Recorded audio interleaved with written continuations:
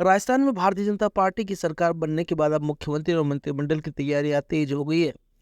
Bharatiya Janata party आलाकमान और प्रदेश नेतृत्व विधायक दल के नेता को लेकर मंथन कर रहा है। अजमेर उत्तर में 5वीं बार लगातार विधायक बने भारतीय जनता पार्टी के कद्दावर नेता वासुदेव देवनानी ने कहा कि उन्हें राष्ट्रीय नेतृत्व जो भी जिम्मेदारी सौंपेगा वो मान्य होगी। अजमेर के रामनगर स्थित उनके निवास स्थान पर 5वीं बार जीत मिलने पर उनके समर्थक और कार्यकर्ताओं की ओर से लगातार बधाई दी जा रही है। इस दौरान मीडिया से बातचीत करते हुए उन्होंने कहा कि उनकी जीत कार्यकर्ताओं की जीत है। कार्यकर्ताओं की मेहनत की वजह से वह 5वीं बार जीत हासिल कर चुके हैं।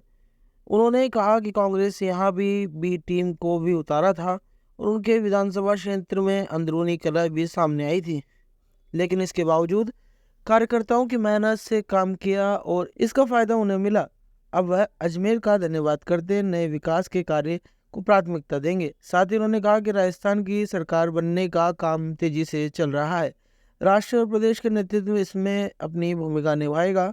जल्द ही इसका गठन होगा और स्थिति स्पष्ट होगी। कौन मुख्यमंत्री बनेगा ये कहना जल्दबाजी होगी, लेकिन पार्टी में कई ऐसे बड़े नेता हैं जो मुख्यमंत्री बन सकते हैं।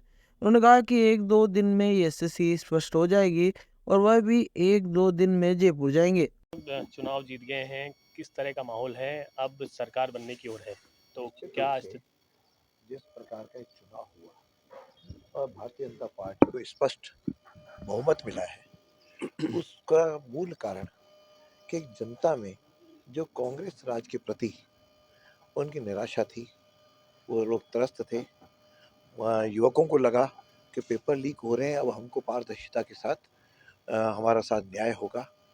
महिलाओं को लगा कि हमारी इज्जत की रक्षा होगी और बिजली वालों को लगा कि भाव इन्होंने जो झूठे वादे किए थे उसका पर्दाफाश होगा और उसके कुशासन और जंगल राज का अंत होने का जो भाव था उसने बीजेपी को 115 सीटें दिलाई और साथ में मोदी जी की जो जन कल्याणकारी नीतियां थी, जो मैजिक था, उसका भी असर दिखा, जिसके कारण से लोगों में विश्वास चला कि डबल इंजन की सरकार होगी तो ही राजस्थान का और अजमेर का विकास हो सकता है।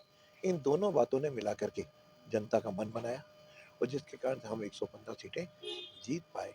जहाँ तक अजमेर की बात है, अजमेर का चुनाव निश्चित रूप से बहुत ही हॉट सीट थी, क्योंकि मैं मुख्यमंत्री के गृह जिले का प्रभारी के नाते वो मेरे से परेशान रहते थे और 4 बार से लगातार हार रहे थे। उन्होंने भी इसको हॉट सीट बना करके अपनी एक योजना बनाई और योजना इतनी तगड़ी बनी, उसमें कुछ हमारे लोग भी उनके चक्कर में आ गए और उन्होंने उनको भी खड़ा किया ताकि किस तरह से ये सीट, यहाँ पे अफसर भी उन्होंने इस प्रकार के यहाँ पे नियुक्त किए ताकि इस सीट को निकाला जा सके। कल एक अफसर ने वहाँ पे टिप्पणी की जो आज बड़ी पीड़ादायक थी कि उनको जब पहली बार लगा कि मैं 2-3 हज़ार से आगे हूँ, तो लोग 2 राउंड वो जो है देखने के लिए खुद देखने लगे, तो उन्होंने कहा कि अजमेर की जनता जो है ना बेवकूफ़ है, जो इसी कैंडिडेट को वोट दे रही है। यानी इस प्रकार का मन में उनके प्रति भाव भरा हुआ था। तो ये एक प्रशासन में ऐसे लोग बैठा रखे थे। इसके बावजूद मैं अपने समर्पित कार्यकर्ताओं के प्रति नमन व्यक्त करता हूँ, जिन्होंने पूरे जी जान से जुट करके यह विजयश्री दिलाई है। यह विजयश्री, जैसा मैंने कल भी कहा, कि मैं राष्ट्रवाद को, सनातन को और संगठन के समर्पित कार्यकर्ताओं को और हिंदुत्व को देता हूँ। जो अजमेर की जनता राष्ट्रवादी है, उन्होंने सारे मंसूबों को फेल किया और कुछ लोग तो ऐसों को भी फेल किया जिन्होंने वातावरण बनाने में कोई कसर नहीं छोड़ी। वो तो मेरे को टक्कर भी नहीं मान रहे थे, कहा कि उन दोनों में टक्कर है।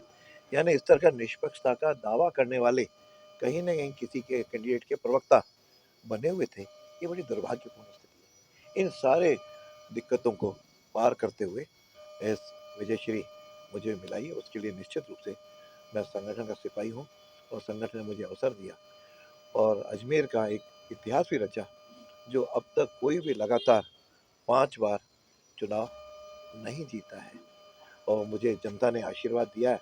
मैं भी जनता की जो अपेक्षाएं हैं, उस पर खरा उतरने का प्रयास करूँगा।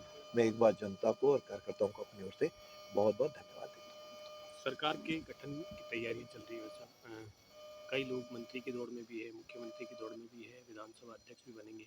किस तरह का ये वातावरण है और कितने जो बड़े बड़े नेता जीत के आए हैं, कई हालांकि कई हारे भी हैं, तो इसमें किस तरह की अब रूपरेखा तैयार होगी? ये एक सामान्य लोकतांत्रिक परंपराएं, व्यवस्थाएं, जब नई विधानसभा का चुनाव होता है तो मुख्यमंत्री और नेता का भी चुनाव होगा और उसमें हमारे केंद्रीय संसदीय बोर्ड की अहम भूमिका भी रहती है।